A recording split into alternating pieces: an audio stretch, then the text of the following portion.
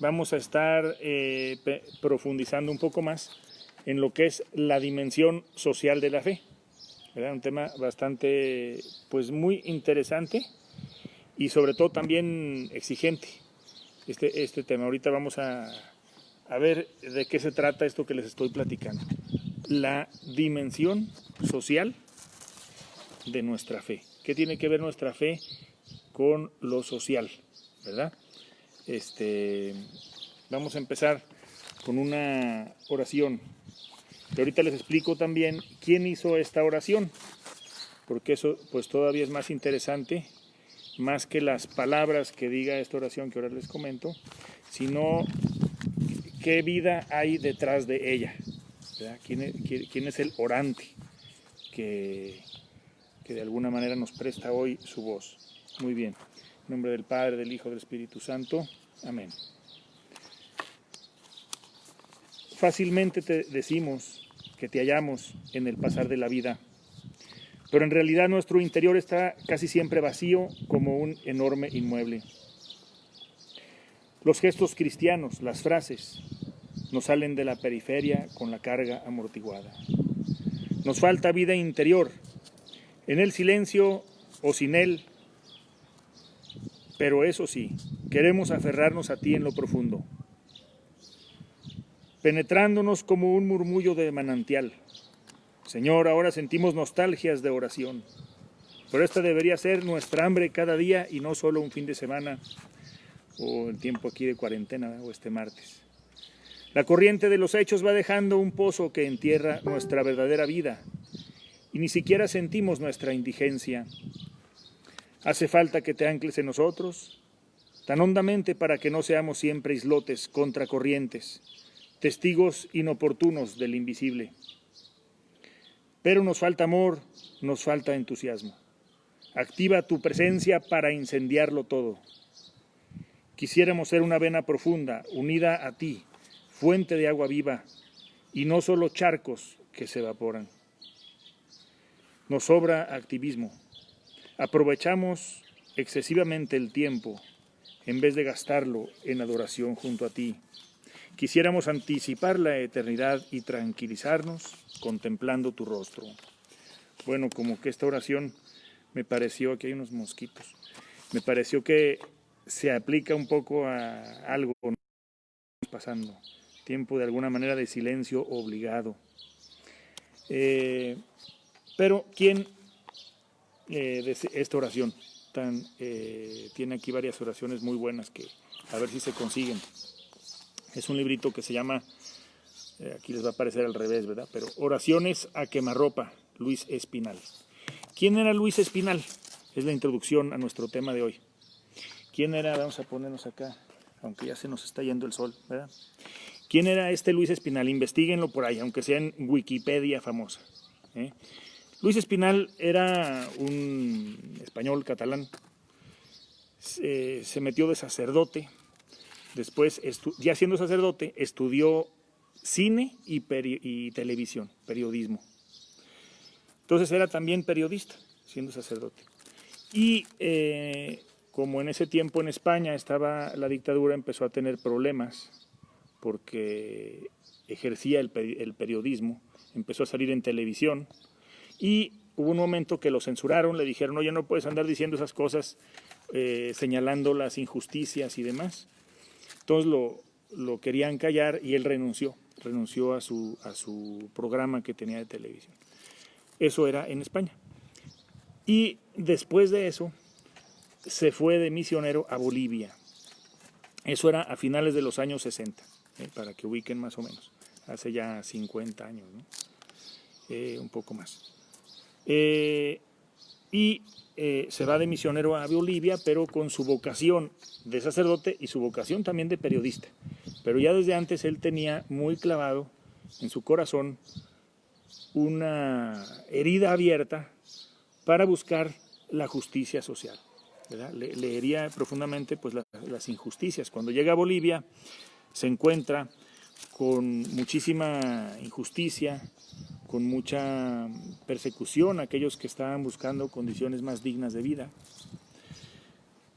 se compromete con la defensa de los derechos humanos, en momentos en que pues, a la gente se le apresaba, se le torturaba con la mayor facilidad, sobre todo aquellos que en algún momento protestaban por motivos justos, ¿no? Sobre la cuestión, por ejemplo, obrera, que había muchas injusticias en ciertas mineras, y él está al lado de esas personas que están luchando, protestando, pero también que están perseguidos. Y en eso, en esa labor que ejerce de periodista, de compromiso con los derechos humanos, de oposición a las dictaduras y a los abusos de poder, había un militar que resulta que era un narcomilitar en el momento. Y este militar, que tenía también pues, mucho poder, empieza a gestar un plan para hacer un golpe de Estado. Y en ese golpe de Estado que está planeando con otras personas, hacen una lista de más de 100 personas y dicen, estas 100 personas pues las tenemos que eliminar, porque estorban nuestros planes de tomar el poder. Y en esa lista entonces eran 115 personas que querían eliminar, apresan a Luis Espinal, a este sacerdote que leíamos la oración, lo torturan, lo asesinan. Curiosamente, ese mismo día que asesinaron a Luis Espinal, en ese mismo día asesinaron a Monseñor Óscar Romero, que pues espero todos, pero si no también es otro tema para que investiguen. Óscar Arnulfo Romero.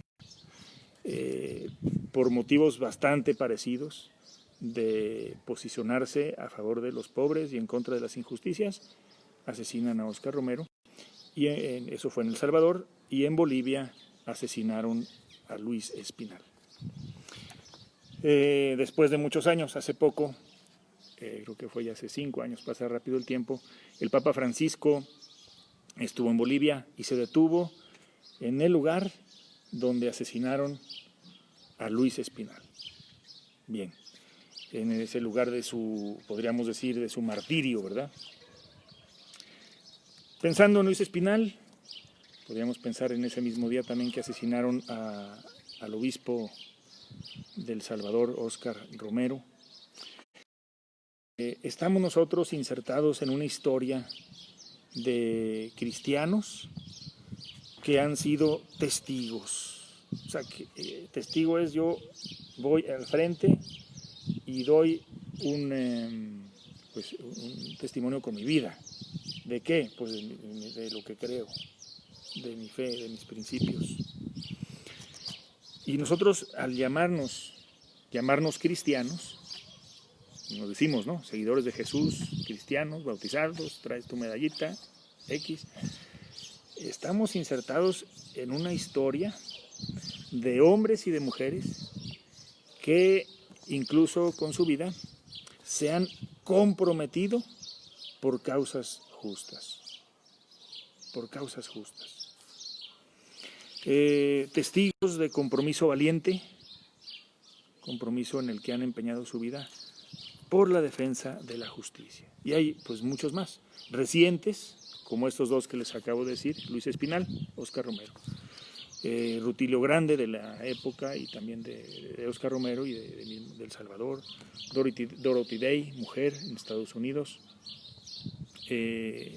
muchísimos testigos, ¿no? Pero también en el tiempo de que Jesús resucita para acá, existen y hay que voltear a verlos. En el caso de México, en la época de la conquista, pues había dos posturas encontradas, ¿no? Aquellos que querían imponer la fe con la espada, obviamente pues es un camino alejado del Evangelio, ¿no? No visualizamos a Jesús obligando a alguien con una espada, ¿no? Jesús no fue violento. Pero en esa época violenta de la conquista hubo cristianos, testigos, que vieron por la dignidad del ser humano, ¿verdad? Y pues también hay una serie de nombres de personas comprometidas con el valorar la presencia de Dios en las personas, en las culturas, con la defensa en ese momento de los indígenas que estaban siendo explotados de diferente manera, gente que incluso pues decía que no tenían alma. Y ahí están varios frailes, ¿no? Como Bernardino de Sahagún, Vasco de Quiroga, Montesinos, Fray Bartolomé de las Casas, que se ponen en ese camino de empeñarse por defender la justicia en unas condiciones violentas y terribles, ¿no? En esa historia estamos también nosotros, ¿no? En esa historia en el que pues la pregunta es ¿dónde queda mi fe? ¿Cómo yo debo vivir mi fe cristiana en este mundo de hoy? Hay gente que piensa o dice o exige que nuestra fe tiene que quedar, allí, ¿no? En el templo, escondida. ¿Sí? Y bueno, pues, qué bueno que tú seas cristiano, órale. Saludos, Sama. Reza, canta, ve a misa, reza lo que tú quieras, ¿verdad? Lee tu... Pero ahí quede, que ahí quede. O al revés, o digamos, hirientemente, hay muchos cristianos, o nosotros tenemos algo de eso, en el que cumplo ciertas prácticas religiosas, pero en mi vida eso no tiene que ver, ¿verdad? Si yo soy corrupto por acá afuera para ganarme una feria, pues eso no tiene que ver con la fe, ¿verdad? Si tengo que ser violento para sacar adelante lo que yo veo, eso pues no tiene que ver con mi fe. Una cosa por un lado y otra por otra. Obviamente, pues por ahí no va, ¿verdad? Por ahí no va la cosa. Saludos, Fer. ¿Por dónde está el ejercicio de nuestra fe entonces, verdad? Algunos, les decía, piensan que hay que esconderla, guardar nuestra fe en la sacristía, en el templo, y no sacarla. Ahora, no me refiero a sacar la fe simplemente en una procesión de santos, ¿verdad? En una manifestación religiosa popular, que tiene su razón de ser, ¿verdad? Está bien.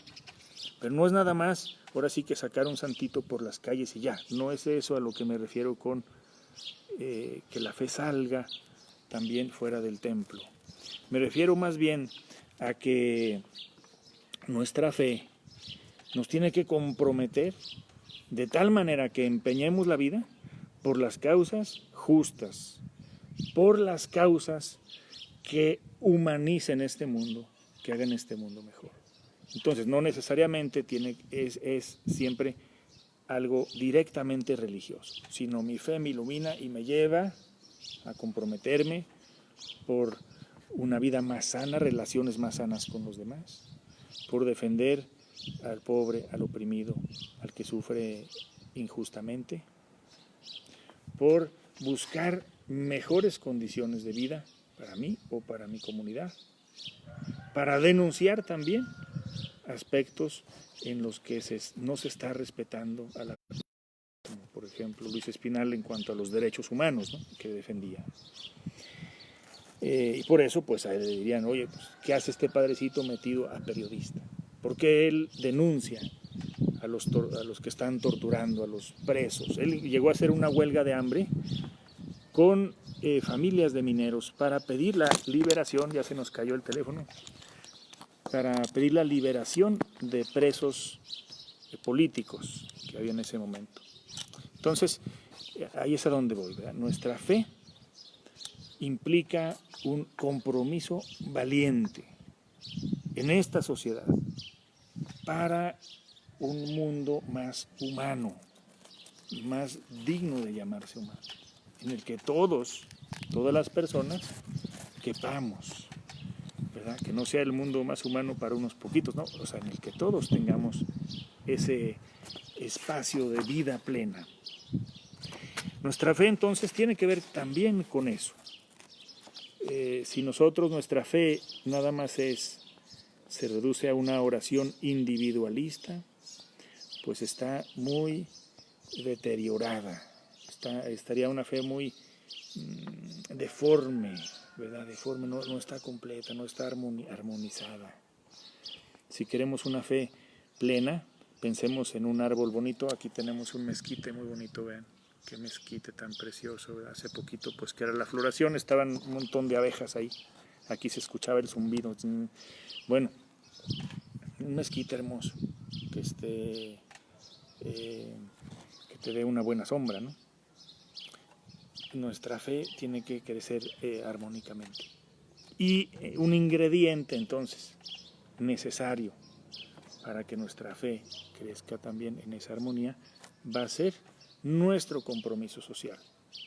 Fíjense bien, algunos dicen, bueno, es que alguien que se dedica a lo social, si alguien se dedica a lo social, algunos dirán, bueno, es que a él le gusta eso, pues que se dedique a eso, ¿verdad? Como aquí, por ejemplo, los que andan ahí buscando el agua limpia, ¿no?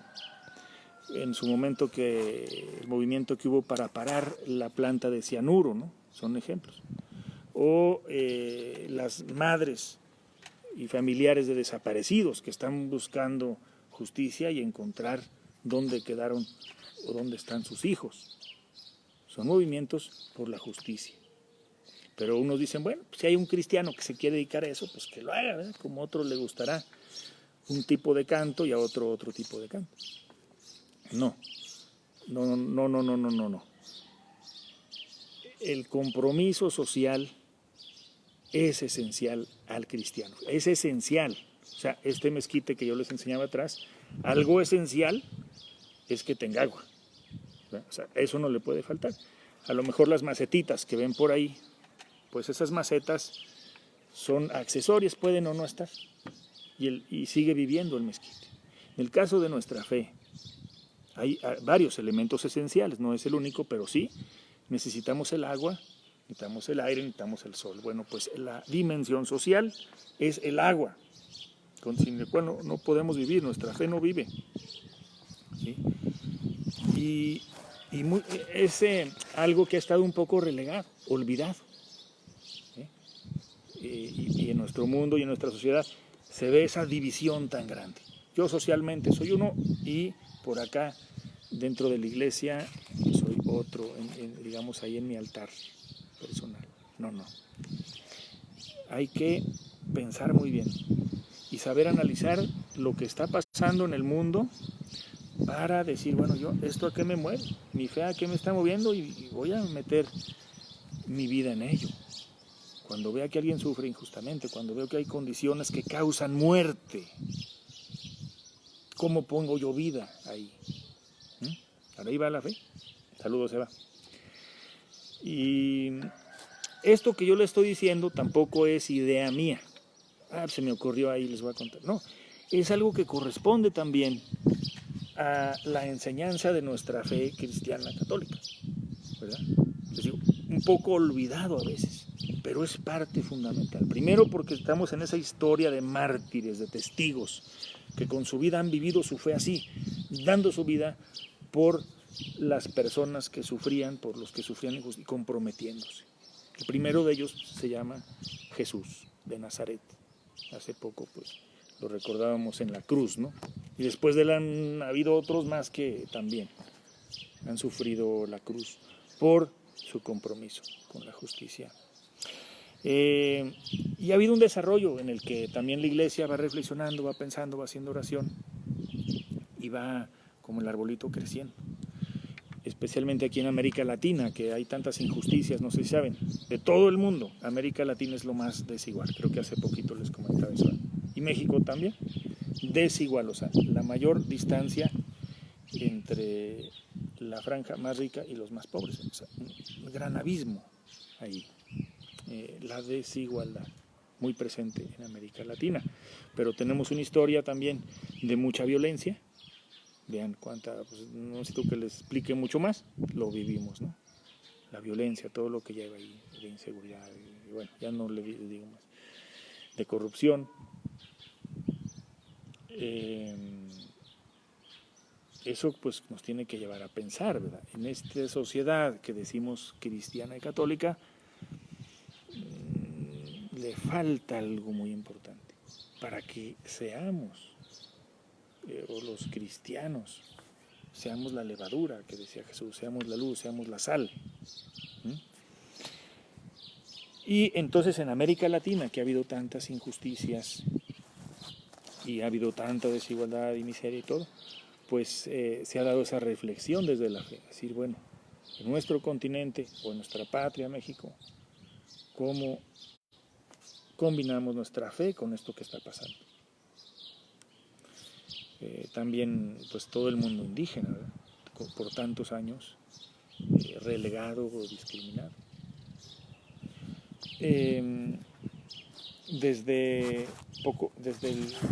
Ha habido conferencias son reuniones, digamos, de obispos en América, donde se reúnen de vez en cuando, reflexionan ciertos temas y lo van ofreciendo a nosotros. Ya un poco después del Concilio Vaticano II se tuvo una conferencia muy famosa que se llama la Conferencia de Medellín. Eso fue también en el 68, si no me equivoco, pero finales de los 60. Y en esa conferencia se marcó una pauta a esta iglesia de América Latina, en la que estamos nosotros también, para invitarnos y a tomar conciencia de que nuestra fe implica ese compromiso del que estamos hablando. Ahí le llaman pues la opción preferencial por el pobre. ¿Eres cristiano? Tienes que optar por la causa del pobre. No significa que a los demás no los quieras, sino que todos, ricos, pobres, de una profesión, de otra, hombres, mujeres, chicos, grandes, como cristianos, nuestro compromiso es que el que sufre por causas humanas, aliviemos ese sufrimiento, ¿verdad? El que vive en condiciones de opresión, el que está encadenado a una injusticia, pues que esas cadenas no deberían existir. Entonces es compromiso de todos. Comprometernos en eso nos hace crecer a todos, ¿verdad? Entonces no es tampoco opción por los pobres, porque es, digamos, en contra de aquellos que tienen más posibilidades o talentos o medios, pero es que es un compromiso para todos, ¿verdad? Si Dios te bendice, a todos Dios los ha bendecido con diferentes talentos, ¿verdad? Bueno, ese talento que tienes es para el servicio, en primer lugar, del que menos tiene ese talento, ¿sí?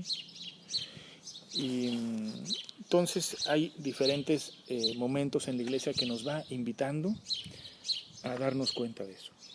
Nuestra fe nos tiene que comprometer para generar condiciones de mayor justicia, condiciones que a veces están aplastando nuestras sociedades.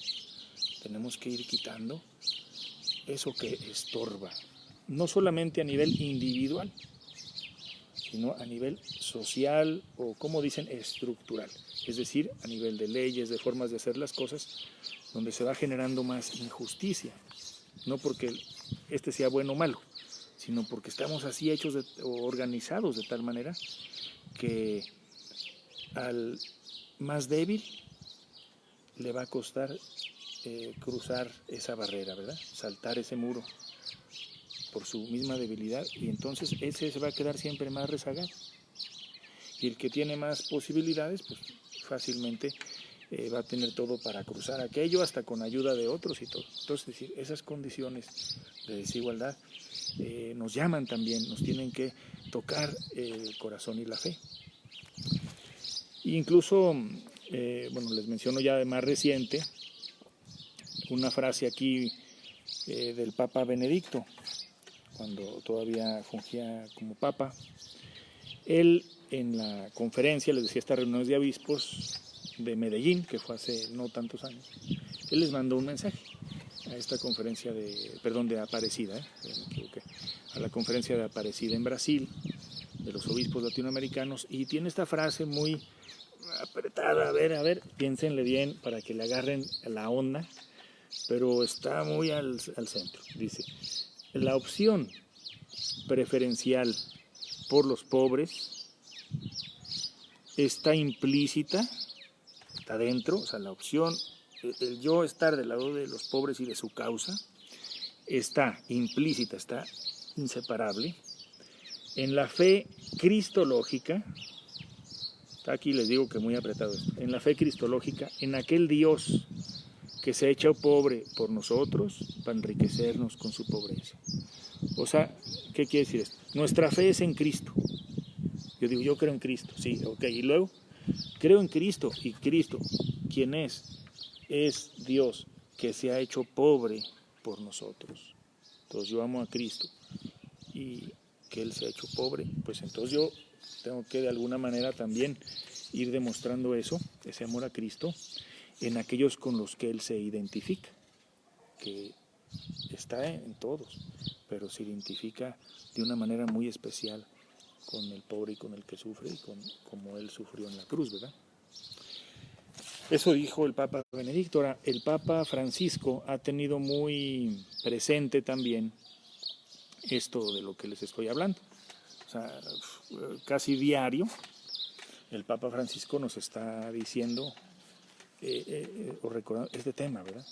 Nuestra fe lleva al compromiso con los pobres, al compromiso también con la tierra, al compromiso con la justicia, implicaciones a veces hacia afuera, ¿no? Hacia afuera con la gente, con las implicaciones legales, implicaciones políticas. No me refiero aquí a campañas políticas, ¿verdad? Sino que a implicaciones hacia la sociedad. Bueno, ¿qué dice el Papa Francisco? Ya les recomendaba, a ver si ya no me lo traje hoy, pero bueno, el otro día les enseñaba el libro de Evangelii Gaudium, que fue el primer documento así importante del Papa, un poco antes de que entró, donde pone así su programa. Por aquí va lo que a mí me interesa mucho transmitirle a los cristianos, ¿no? A los católicos. Y entonces en ese carta de Evangelii Gaudium dice, fíjense, ¿quién pretendería encerrar en un templo y acallar el mensaje de San Francisco de Asís y de la Beata Teresa de Calcuta? Ellos no podrían aceptarlo. La historia de santidad de testimonios, pero que influyen en un mundo mejor. Una auténtica fe, que nunca es cómoda e individualista, siempre implica un profundo deseo de cambiar el mundo, de transmitir valores, de dejar algo mejor detrás de nuestro paso por la tierra. Por ahí va, ¿verdad? Por ahí va. Compromiso por un mundo mejor, con todo lo que eso implica y en la partecita que yo pueda poner, ¿verdad?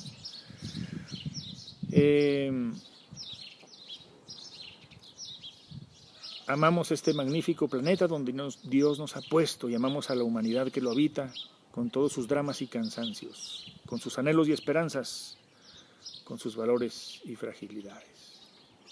Bueno, entonces dice el Papa, o sea, no puede estar encerrada en nuestra fe, no sería completa.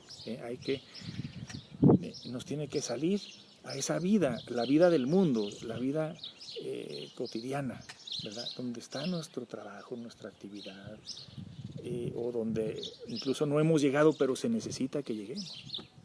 Vamos a ponerle así, a las cárceles, a la gente en situación de calle, ¿verdad? A los que han perdido a sus familiares. Ahora, pues que se está tratando de atender un poco más esta parte de los que tienen también sufrimientos emocionales, ¿no? La depresión, por ejemplo. Entonces son espacios que hay que ir con la fe, hay que acercarnos, no es ajeno a la fe, ¿verdad? Y dice también el Papa Francisco, en el corazón mismo del Evangelio está la vida comunitaria y el compromiso con los otros. O sea, es lo que les digo, esencial es eso que dicen, en el corazón del Evangelio. O sea, ¿de qué te sirve el Evangelio sin corazón? Pues no es Evangelio, ¿verdad? Entonces, tú tomas el Evangelio, ¿sí? Y tienes que tomarlo vivo. Y aquí está, entonces, tiene que ver con la vida comunitaria y el compromiso con los otros. El contenido del primer anuncio, eso que nos hace como encontrarnos con Jesús en un momento, ¿no? Eso que toca nuestro corazón, ese anuncio de qué es lo que Jesús nos ofrece, bueno, tiene una inmediata repercusión moral cuyo centro es la caridad. sea, tiene consecuencias, nuestra fe tiene consecuencias, pero hacia la sociedad, hacia el mundo. Y hay momentos que uno tiene que decir, órale, no importa que esto va a traer algún problema, incomprensión, incluso, ya les ponía el ejemplo Luis Espinal, persecución, yo veo que es el camino del Evangelio, adelante, adelante, y vale la pena, vale la pena. Y si no lo hacemos, entonces está viendo esos huecos en el mundo, los huecos de amor, de justicia, de bondad, de igualdad, de fraternidad, pues que están quedando ahí como esos caminos todos llenos de baches, ¿no? Los baches que nosotros no hemos arreglado.